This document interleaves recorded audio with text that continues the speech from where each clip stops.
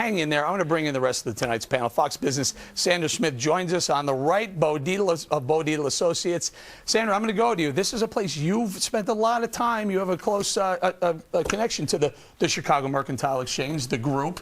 I grew up in Chicago, and, you know, happy birthday to the president, but my family built its foundation on those trading floors in Chicago. I come from a family of traders. That company, that business, the CME Group, has multiple times now threatened to leave the state. The corporate tax situation there, the income tax situation there, it is dire. You talk about the foreclosure signs, you talk about the businesses that are boarding up their windows. I will say, I think Chicago will once again prosper. This is not the administration that's going to get them there. In addition to all of that, Eric, rentals are booming there. That's never a good sign for a city. People cannot buy homes there right now. It's a very dire situation. Meaning the not a strong time rental to market celebrate. because no one's buying a house. They're moving. They're staying very. And if they can't sell their house, they're renting small it. investment. They're not investing. They're just making exactly it right. month to month. Go ahead, Bo. You know, Tamara, I'm sorry to say Tamara is out there really far because this should be the example, Tamara, of what they did in Chicago. What they did in Chicago, Eric, is what the country's happened in the country. We have a governor in New York, Cuomo. We have a governor in New Jersey. And what they're doing here, they're taking grasp what's going on, how you handle it. But what's going on in Chicago is going into the tube the same way as he's leading this country. When people vote in 2012, they got to look at what he did in Chicago, his home area there of Illinois, and how he destroyed that with all these policies. That's going to reflect on how this country goes. Do we have Juan Williams? If we have Juan Williams, let's bring him up. Juan, if you're there, here's the question. Right here. Fantastic. Here's the question, Juan. He chose Chicago. I get it. It's his hometown. I understand all that. But what a place to be doing this, where unemployment is skyrocketing, up 48% since he's been in office. Home values are falling off the cliff. Major businesses threatening and picking up, taking up, going to places of lower tax environments. He's failing in Chicago and Illinois, but he's going to go fundraise there? You know, Eric, I don't get it. What's going on in state governments all over the country is massive default. Minnesota can't meet its bills. They just had a very unpleasant budget deal. The governor said he was reluctant to sign it. We are seeing this all over the country. It's not just Illinois. Hey, hang on. No, look, go ahead. Keep going. Well, it's not just Illinois. So you can complain about what the president has done, and I think a legitimate policy difference. And Eric, you are very good at pointing them out. But the fact is that Republican or Democrat, everybody's looking for solutions. Nobody has real answers right now. I wish we did. Juan, the bottom line is Chicago, very liberal, very Democratic on the city level, the state level, the alderman level, all the way up and down the line. And there they are, the most in-debt state of any state. Unemployment rising, all the bad things going on there. At some point, you got to say, forget this crap. Let's try capitalism. Well, there's nothing wrong with capitalism. I'm a big fan. But when you sometimes brag about something like Texas or Wisconsin, I think that, you know, it's a one-sided story because essentially you're just creating a lot of low-wage jobs. Honestly, what we got to realize is we're taking grasps here in New York and New Jersey. You've got to deal with the unions. You have to deal with the problems of the budget. Yeah. You can't make believe it's going to go away. You've got to deal with it. And Chicago is a perfect example, Illinois, of not dealing with it, giving in to the unions. You don't pronounce the S. Well, before you answer that, Juan, let me get Tamara in here for a second. Sure. So, you can't feel good about the Illinois or the Chicago economy, can you, Tamara? No. But Eric, what was this topic about? This was about Obama's birthday party and how dare he come to Chicago and raise money when that's part of the political game. You can't talk about jobs and the economy when you're talking about fundraising. They're two totally different things. But do you know what the problem is? You know what the problem is? There's no chance. Every politician is going to be doing it, and every politician is going to be making it stop. We tricked you. We told you it was going to be about fundraising. We wanted to turn it about policy. I'll keep it about that, Tamara. Here's my point. He's not going to stand there, and the main conversation at that cocktail party is not going to be President Obama saying, my policies failed. He's going to raise a champagne toast and celebrate like Chicago and Illinois are not in dire straits. $38,000 a couple. That's exactly what he's going to do. We have to leave it right there.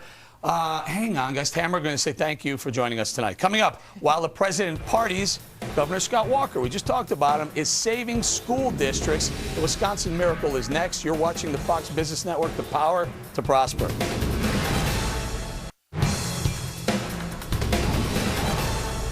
I think the fiscal reforms we put in place, taking a $3.6 billion deficit and turning it into a surplus, those are the things that job creators are looking for. They want stability.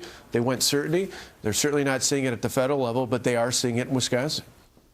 That was union-busting Governor Scott Walker on Fox and Friends taking a victory lap in his Wisconsin miracle, and miracle it is. In June, the state gained 9,500 jobs. That's more than half of what the entire nation gained overall. Meanwhile, the governor has unlocked the collective bargaining handcuffs. One school district says they'll be saving more than $500,000 by shopping around for insurance rather than being forced to use a union-owned health service. Mr. Trumka, I hope you're watching. Let's bring it out to the panel. Monica joins the panel. So things seem to be working. Yes. Contrary to what the left would have well. you believe about how this was going to work out. It's not just working, it's working amazingly well. And isn't it amazing when you see free market reforms introduced in a state where the economy was sucking salt and there was a major, major deficit, a couple of targeted free market reforms, dealing with the unions, creating a business-friendly environment, you get explosive job growth. I mean, within 1 month, to account for half of all of the new jobs created in the entire country is stunning and good for him. Eric, all I got to say is, look at Texas, Wisconsin, New York, New Jersey, other governors of this country. Wait, you included New York. Yes, I include New York because he's doing a damn good job, Cuomo. All I can say is this.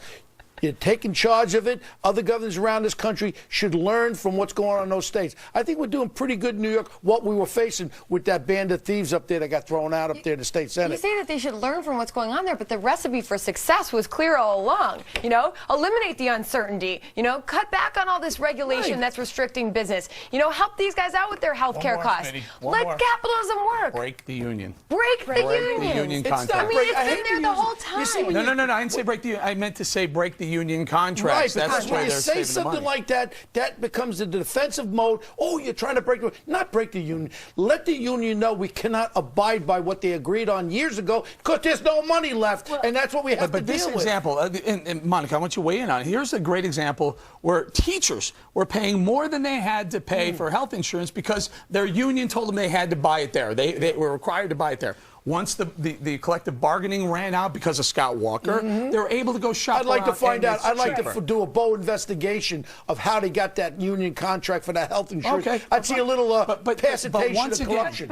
again, break the contract, and all of a sudden budgets start to work. Allow, as Sandy points out, allow the market to work its magic. They were being held at gunpoint. They were being forced by the union to buy this incredibly expensive, and I'm sure padded by the union, contract for health insurance. Once that expired, they were able to go out on the open market and find a much cheaper policy. And not only that, the money that they're saving, $700,000 in the next educational year from the fall until the spring, that money they're going to plow into new teachers, better schools, better playgrounds, better education for the kids. Once again, it's not about the teachers, it's about the teachers' union. The union says you have to do this, and teachers go, wait, I don't want to pay that. I can buy it for this. Why do I have to pay that? And isn't it amazing what'll happen? What was that? Half the jobs that were created, out of the 18,000, were in the state of Wisconsin after employing these tactics. It's clear what needs to be done. Now we just need the leadership to make it happen. And it works on a federal level. Most important thing is, I was just going to say, on the federal level, we have to have our CEO. And people have to realize, everybody says, oh, he's going to be reelected 2012. You've got to look at yourself and you got to say, where are we going? Are we going to do another 4 years with this guy? Nice man, nice kids, but I don't think we could do another 4 more years with him. The man's all over the place. We need to point something out. It's not just the job creation, Smitty. It's fantastic, but his budget was a negative $3.5 billion. And he says they're on the path to getting back out of the hole. Yep. Into a surplus. Into a surplus. Wow. And the way you get that is by creating a business-friendly environment that's attracting high-wealth individuals, small businesses, businesses of all size, because when they choose to do business in Wisconsin, that means added tax receipts for the state, which means more revenue coming in, and you've got more job creation going on. Last words, Smitty. I question whether or not we'll actually see any lessons learned from this. We'll see them, whether the other states. We You know saw you're the going to see. lessons. You know you're going to see. I question whether or not we'll see You know any you're states going to follow see. suit. You're going to see massive demonstrations by the unions with signs up and down, massive demonstrations against this governor because he's doing such a damn good job. But that's what we're going to see on TV. Demonstrate against success. That's the union model. That's the union mojo model. All right, going to have to leave it there. Sandra Smith, Thank you for being you. with us tonight. Coming up, while a renewed effort for the Ground Zero Mosque moves forward, we'll hear from a brother of a firefighter killed on 9/11 and why he is so against the mosque being built. All right, Juan, I'm going to go to you, my friend. You're listening to this. Look, I'm part of it. I'm probably biased a bit because I lost friends there. I watch people jumping out of the buildings. I just think they should move the thing. I don't even care if they move it a block further away. Just out of symbolic gesture to the people who lost loved ones, just move it. But wait a second. It's not at Ground Zero. You know that, right? It is. No, you're right. It's not at it. It's on it.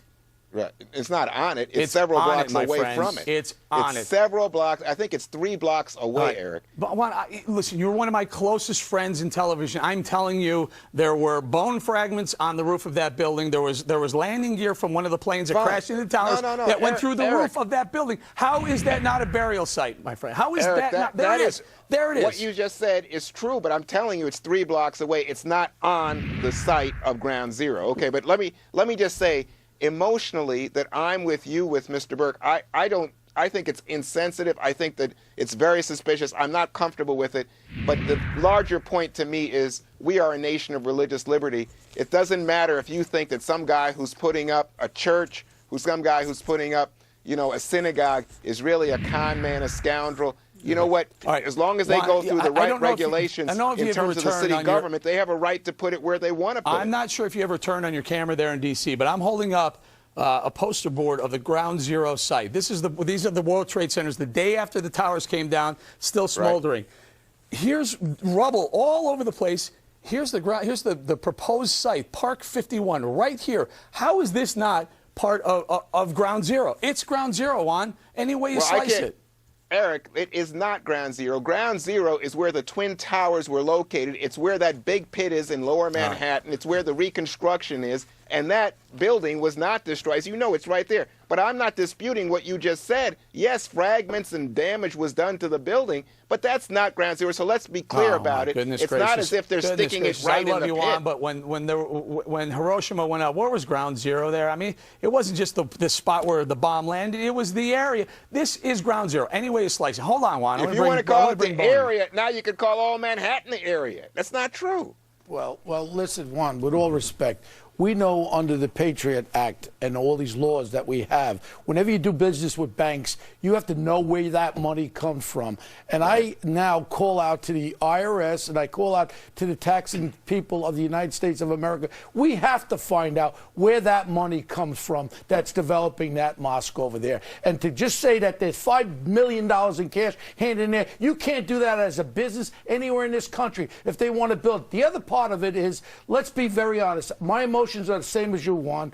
I don't want it. I was down there that day, the whole day. I don't want it down there. But certainly, we have to know where that money's coming from, Juan. I agree with you, Bo. Hold on, Juan. Go ahead, Monica. The American people need to understand a couple of really critical things here. Number one, in Islam, as it's practiced today, once territory has been conquered for Islam, it must remain for Islam or reconquered for Islam. That's what this is about. Secondly, the terrorists on 9/11 acted in the name of their Muslim faith. And third, this mosque is a Muslim Brotherhood operation. The American people need to understand that. We think the Brotherhood is only in Egypt and the Middle East. They are here. And what they laid out 25 years ago was a very sophisticated maneuvering, infiltration of the United States by building mosques and other entities in order to undermine us from within. This has to be stopped. Not even undermine. In every way. Monica, the mantra was destroy Western civilization from within. And that's exactly what I don't understand one thing. It's very important, Eric.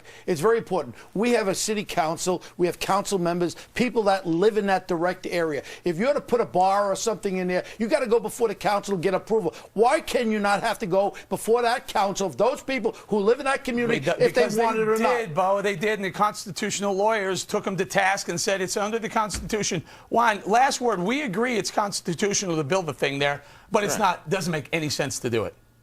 I think it's insensitive. I think it's inappropriate. I don't understand why they're being persistent, but I just wanted to be clear to Bo's point. They did go before the zoning board, the regulation, the mayor is for it, all the city officials are for it. And you know what?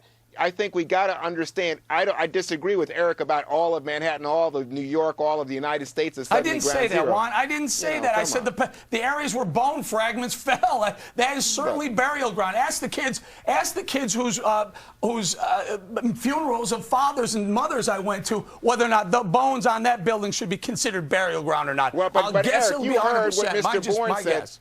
Eric, you heard what Mr. Bourne said. He said, in fact, there are mosques right in that area right now that are functioning. Nobody has any protest against Islam per se, but there's no questioning the link between radical Islam and terrorism. Because this one is a victory mosque. We have to leave it there. The EPA is back up to the same old job-killing ways.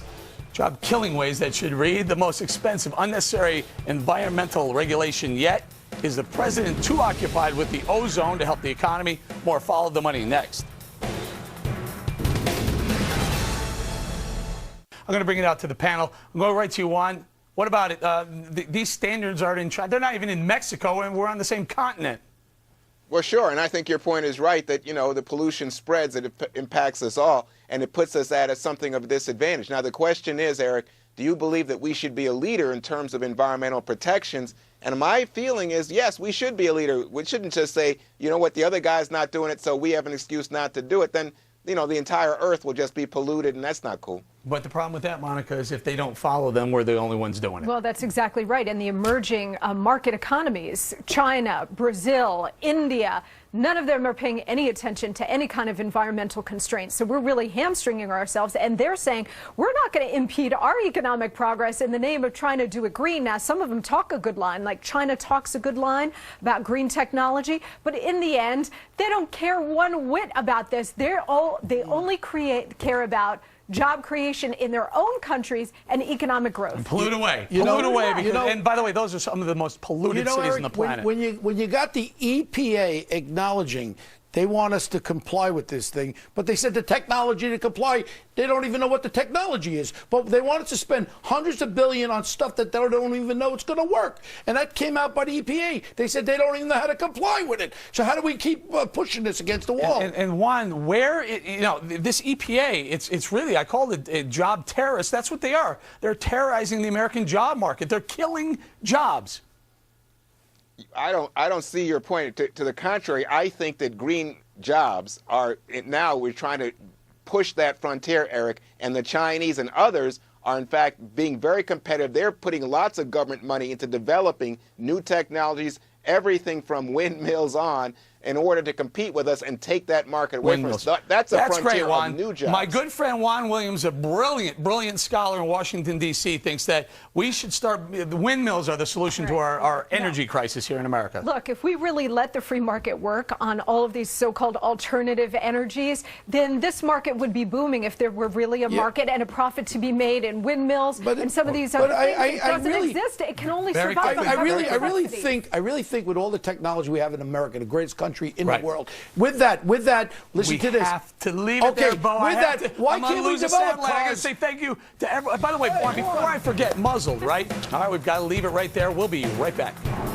All right, we're going to say thank you to Andrea. Let's bring it out to the panel. Go ahead, Bo. You've been Eric, you said he wants to get back into power. He never left power. He put that puppet president as his puppet. He, like the Godfather with the strings, he pulls him by the strings. Richest man in the world is Putin. Richest man in the world. All those oligarchs, what do they call those guys? Oligarchs. Dumb guys, too.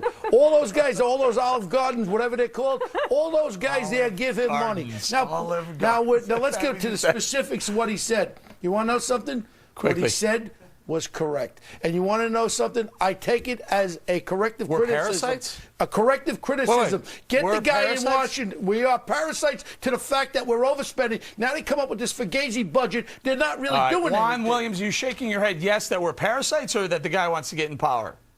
No, I just love Bo's language. But yeah, I mean, I think he's wrong. I don't think we're parasites.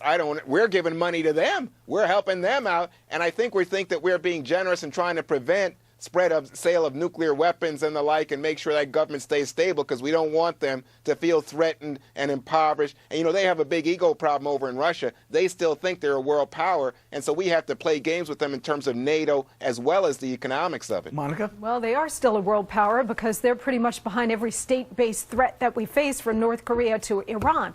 But his comment, what he was really saying is that the United States is all on borrowed money. Look at the massive American debt, he was saying. It's all borrowed. It's all fake. It's all phony. And on that extent, he's 100% right. And now you've got the irony of a pseudo-commie authoritarian in Vladimir Putin, former communist, some would say still a communist, criticizing the United States on spending and on debt. And you know what? He's absolutely Monica, right. These parasites, as you guys are saying, I can't agree with you. We're the ones who are giving out foreign aid to Russia, to China. We're giving out foreign aid. Every time there's a disaster, a tornado, a hurricane, a tsunami, who do they call? Eric, they call the parasites, bro. Eric, maybe the translator El Parasito didn't really mean parasite, maybe. Maybe there was a word to transition that was defunctated. Possibility.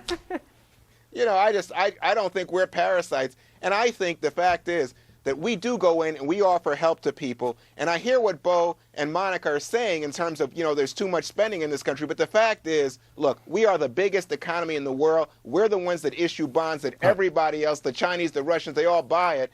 I think that you have to take that into consideration in terms of the overspending. But I understand your point. We could cut back spending. But us as a world parasite, our military takes care of everybody. We ain't no parasites. Wait, last thought, Monica. Putin was talking about our spending problem. And you know what? It's not just Putin. Since this president came in, the Chinese have been lecturing him, Secretary of State Hillary Clinton, and our Treasury Secretary Tim Geithner on our spending levels and our debt. Vlad the Terrible better pick a different word next time he decides to go to a podium. Parasite, we ain't. Hold on there a minute, guys. Here's a follow on the story we did yesterday.